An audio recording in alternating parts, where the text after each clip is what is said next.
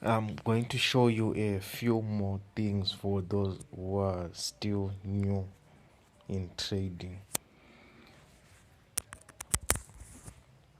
This is your Metatrader application, and on this page you are on the quotes page where you see your list of indices or currencies.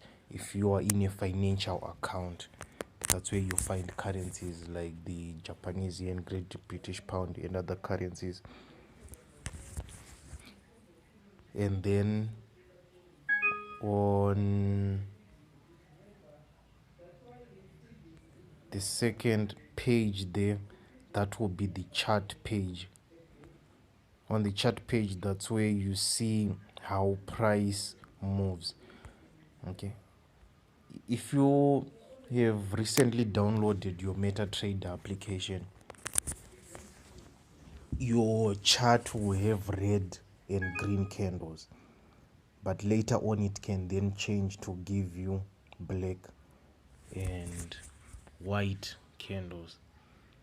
So on mine, black candles are the ones showing price going down, and then white candles are the ones showing price going up. If you recently downloaded your application, your price will be coming down with red candles instead of black, and then it will be going up with green candles instead of white candles. Okay, and then these two lines are the price. Even where that blue marker is and the red marker, that's price which is moving. And if you scroll back, you actually see how price was moving on in the past. In trading, we usually don't use simple line graphs. Okay, we use these candlesticks to show movement of price. They actually show more detail than just a simple line graph. Each candlestick, so this is a 5-minute time frame. That means that each candlestick shows where price moved in a period of 5 minutes. For this candle here, price moved from this point to that point in a period of 5 minutes, which, looking at the price on the right side, is from about somewhere there to about somewhere there. Okay, it moved very fast. And then on this candle, price moved from there to there in a period of 5 minutes. Price didn't really move that fast there, and you can actually change time frames. Okay, so time frames, if you would go to the 1 minute time frame, it will zoom in where each candle will now show where price would have moved in a period of 1 minute. Each candlestick will now have a period of 1 minute. 15-minute time frame also means that each candlestick will show where price would have moved in a period of 15 minutes. It's like you would have zoomed out. Okay, it's like going higher into the sky and then looking down.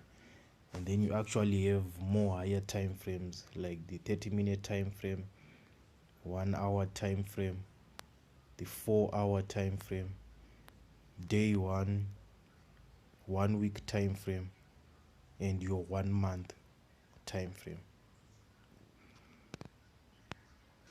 And for you to see this wheel with time frames, you just press in the middle of the screen, as long as you are on the chart page, which I said is the second one, that one.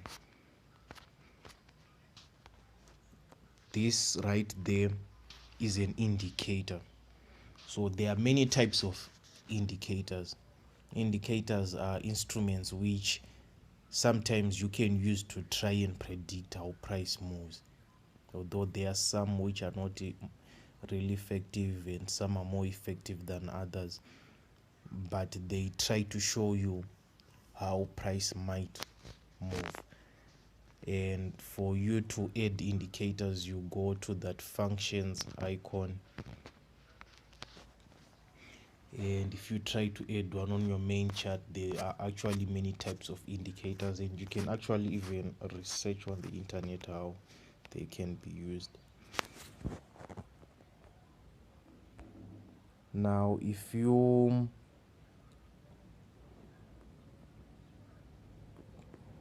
go on the third option, that will be your trade screen, where your number of trades will appear. So here this account is a derivative synthetic account. It has indices from derivative, although other brokers have their own indices, and there are indices which are traded with many brokers internationally, but with these ones for derivative, they only belong to derivative, although there are other brokers with other types of volatility indices. These boom and crash indices, these four, are different from currencies and others indices in their structure. So if we go to the chart page of this volatility 75-1 index, you will see that price is a random distribution of candles, which are where price is going up or down. Now with boom and crash, if you go to the 1 minute time frame, I selected crash 500 index there, then I'm going to chart. If you go to the 1 minute time frame, they are different from other indices, and they are different from currencies because they have what are called spikes, okay, and ticks. So for the crash indices, the crash 500 and the crash 1000, price only comes down with spikes, okay, which are those very long candles, and price can only go up with those little ticks, which will be very, very small. And although the sizes will differ, but for the crash indices, the two of them, price only comes down with spikes, the longer one candles, and it can only come up with ticks. That's how rigid it is. And then with the boom indices, the boom 1000 and the boom 500, it will be the opposite. Those two.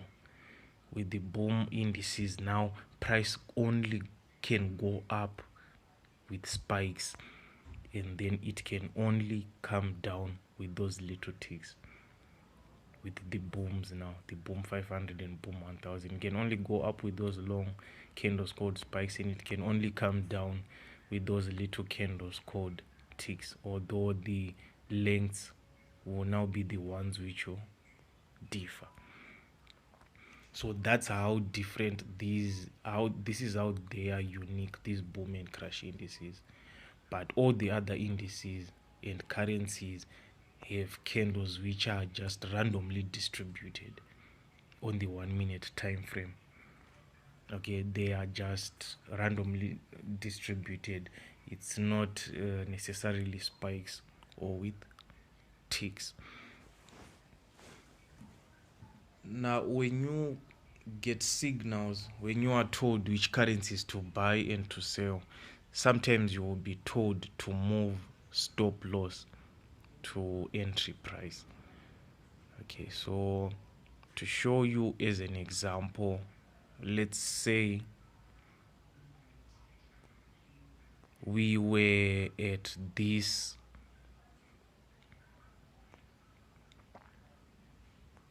actually, let me label this way.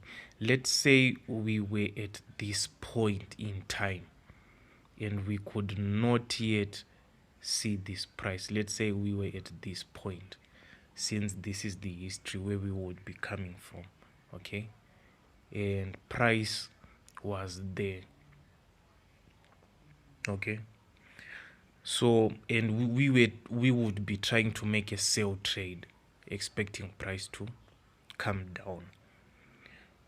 Sometimes in trading, when price would have moved down, maybe when price would have moved down to a certain point, you might be told to move your stop loss to your entry price. Now, I told you yesterday that stop loss will let's say I'm now showing on the left side as an example. Let's say we were trying to make a buy trade, expecting price to go up. Okay, our take profit would be there, where we would tell the application to close the trade, then collect whatever profit, and then we would have entered there, which is called your entry price. Entry price is the price with which you would have entered a trade. So since it's a buy trade, your stop loss will be on the opposite direction of the take profit in relation to this entry price. So that if price would have come down in the opposite direction and we failed our prediction, the trade would be closed before price would continue to make a loss. Now, in this example of a buy trade on the left side here, sometimes if price moves up to that point, you may be told to move this stop loss there. Okay, no, you wouldn't be told to move there. You would be told to move it at the entry price there, just above your entry price, and price would now be here before reaching that top point. At that point, sometimes you may be told to move the stop loss to your entry price, meaning that if price would come down, our trade will be closed above the entry price, so we wouldn't have made any loss. It's actually a way which is used to prevent losses on certain types of trades. And then maybe when price would continue to move up, sometimes you may be told to move the stop loss there, meaning that if price comes back down, the trade would be closed there because you would have moved your stop loss there and you would have secured these profits. Now I'm just going to open a trade on this demo account so that you just see how you will be adjusting the stop loss to entry. So it's not going to get into profit. I just want to show you how you will move it. Okay, so if you come to the chart page, this one, and you have your trade there, or you can call it your order, or you can call it a position, you long press on it.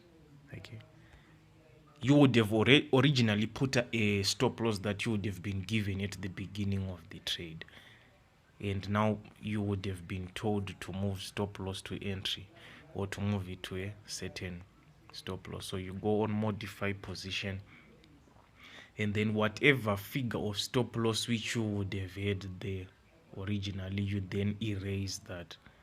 Okay, you can just erase it and then just type another one,